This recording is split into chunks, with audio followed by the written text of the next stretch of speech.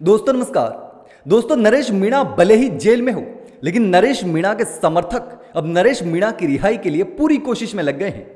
पिछले कुछ समय से एकदम मामला ठंडा लग रहा था, लेकिन अचानक से नरेश मीणा के समर्थकों ने मोर्चा खोल दिया है और टोंक से लेकर झालावाड़ तक नरेश मीणा के समर्थक ही सड़कों पर दिखाई दे रहे हैं। हाल ही में आपने देखा कि किस तरीके से नरेश मीणा को झालावाड़ मामले में जेल में डाल दिया गया। पहले शांति भंग के मामले में गिरफ्तार किया और उसके बाद अस्पताल ने जो एफआईआर करवाई थी, उस एफआईआर के बाद में नरेश मीणा को 8 अगस्त तक के लिए जेल भेज दिया गया। लेकिन उसके बाद नरेश मीणा के समर्थकों ने अब मोर्चा खोल दिया है। जैसा कि नरेश मीणा ने अपने समर्थकों से अपील की थी कि मेरी रिहाई पर ध्यान मत देना, लेकिन उन 7 मासूम बच्चों के परिजनों को न्याय जरूर दिलवाना, उनको कम से कम 1 करोड़ रुपए मुआवजा मिलना चाहिए। लेकिन ऐसे में अब नरेश मीणा के समर्थकों ने मोर्चा खोल दिया है। चाहे झालावाड़ हो चाहे टोंक हो, टोंक में भी नरेश मीणा के समर्थक जो हैं वो सड़कों पर हैं, प्रदर्शन कर रहे हैं, नरेश मीणा की रिहाई की मांग कर रहे हैं। उन 7 मासूम बच्चों की मौत हुई है, उसमें भी मुआवजा देने की मांग कर रहे हैं। और इसके साथ ही झालावाड़ में भी सर्व समाज नरेश मीणा के समर्थन में सड़कों पर उतर चुका है और नरेश मीणा की रिहाई की मांग कर रहा है। झालावाड़ में भी सर्व समाज ने सड़कों पर उतरकर प्रदर्शन किया, रैली निकाली, हाथों में बैनर पोस्टर आप देख सकते हैं। इन लोगों ने नरेश मीणा की रिहाई की मांग उठाई कि नरेश मीणा को गलत तरीके से फंसाया गया है। झालावाड़ मामले में और भी लोग प्रदर्शन कर रहे थे, बीजेपी के लोग भी थे, इसके अलावा भी लोग थे, लेकिन सिर्फ और सिर्फ कार्रवाई की गई नरेश मीणा के खिलाफ। आखिर नरेश मीणा के खिलाफ ही कार्रवाई क्यों हुई? क्या यह साजिश के तहत की गई या नरेश मीणा को फंसाया गया है? अगर कार्रवाई होती तो दूसरे लोगों के खिलाफ भी होनी चाहिए थी, लेकिन सिर्फ अकेले नरेश मीणा के खिलाफ क्यों हुई? और इसके साथ ही झालावाड़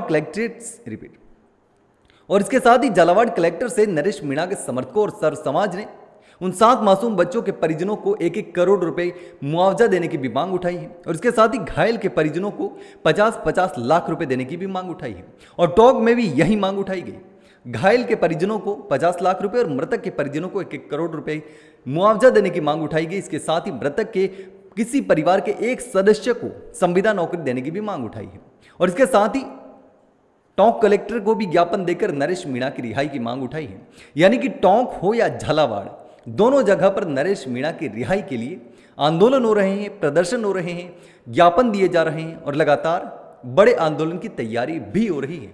लेकिन अब देखना होगा कि आखिर नरेश मीणा कब रिहा होते हैं, क्योंकि नरेश मीणा ने अपने समर्थकों से कहा था कि मुझे रिहा करवाने के लिए आप अपनी एनर्जी वेस्ट मत करना, मुझे जेल में ही रहने देना, लेकिन इन पीड़ित परिवार को न्याय जरूर दिलवाना। और इसीलिए नरेश मीणा के कहे अनुसार ही नरेश मीणा के समर्थक और सर्व समाज के लोग नरेश मीणा की रिहाई और उन 7 मासूम बच्चों के परिजनों को न्याय दिलाने के लिए संघर्ष कर रहे हैं। लेकिन यह संघर्ष कितना लंबा होगा? नरेश मीणा की रिहाई कब होगी? क्या 8 अगस्त को नरेश मीणा रिहा हो पाएंगे या नहीं हो पाएंगे? क्योंकि 8 अगस्त तक नरेश मीणा को न्यायिक हिरासत में भेज दिया गया है और उसके बाद नरेश मीणा की रिहाई संभव है। लेकिन नरेश मीणा के लिए अब वो लोग सामने नहीं आ रहे हैं जो समरावता हिंसा मामले में नरेश मीणा की रिहाई की लगातार मांग उठा रहे थे और आंदोलन कर रहे थे, महापंचायतें कर रहे थे, लेकिन अब वो कहीं भी नजर नहीं आ रहे हैं। हाँ, नरेश मीणा के समर्थक बेशक संघर्ष कर रहे हैं, कोशिश कर रहे हैं और नरेश मीणा को जेल से बाहर लाने की पूरी कोशिश में लग गए हैं। लेकिन दोस्तों, आपको क्या लगता है, आखिर कौन नरेश मीणा को नहीं चाहता और किसकी वजह से नरेश मीणा जेल में जा रहे हैं? कौन नरेश मीणा के खिलाफ साजिश कर रहा है या नरेश मीणा ही ऐसी गलतियां कर रहे हैं जिसकी वजह से नरेश मीणा को परिणाम जो है वो भुगतने पड़ रहे हैं? दोस्तों, आपको क्या लगता है? इसके साथ ही झालावाड़ मामले में उन 7 मासूम बच्चों के परिजनों को क्या 1-1 करोड़ रुपए का मुआवजा मिल पाएगा? क्या घायलों के परिजनों को 50 लाख रुपए मुआवजा दिया जाना संभव है? दोस्तों, आपको क्या लगता है? कमेंट करके जरूर बताना और बताना कि नरेश मीणा की आखिर क्या गलती थी जिसकी वजह से वो जेल में गए हैं।